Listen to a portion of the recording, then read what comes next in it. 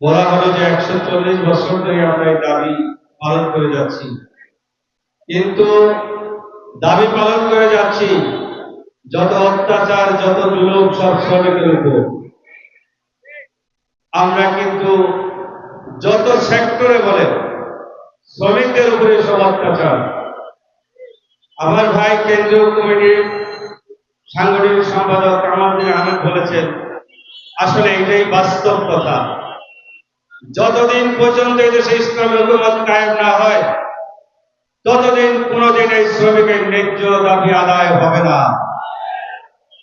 তাই আমাদের এদেশে ইসলামী হুকুমতের জন্য কাজ করে যেতে হবে। ঘরে ঘরে প্রতিটা সেক্টরে আমাদের আন্দোলন করতে হবে, দাওয়াত দিতে হবে। শুধু কথা বললেই হবে না। আপনারা জানেন এদেশে একটি নির্বাচন হয়েছে, কি সুন্দর নির্বাচন হয়েছে, মানুষকে কি সুন্দরভাবে বোকা বানানো হয়েছে।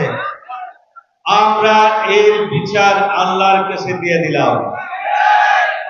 আমাদের যে জামানতগুলি যে বাজেয়াপ্ত করেছে, কিভাবে আমাদের হালাল টাকাগুলি বাজেয়াপ্ত করেছে, এই জন্য এদেশে ইসলামী হুকুমত না হওয়া পর্যন্ত আমাদের আন্দোলন চালিয়ে যেতে হবে এবং আমাদের প্রতি ঘরে ঘরে দাওয়াত দিতে হবে।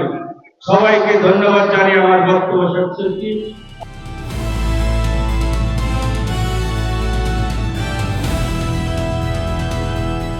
দিনাজপুর টিভি, মানুষের জীবনের কথা বলে।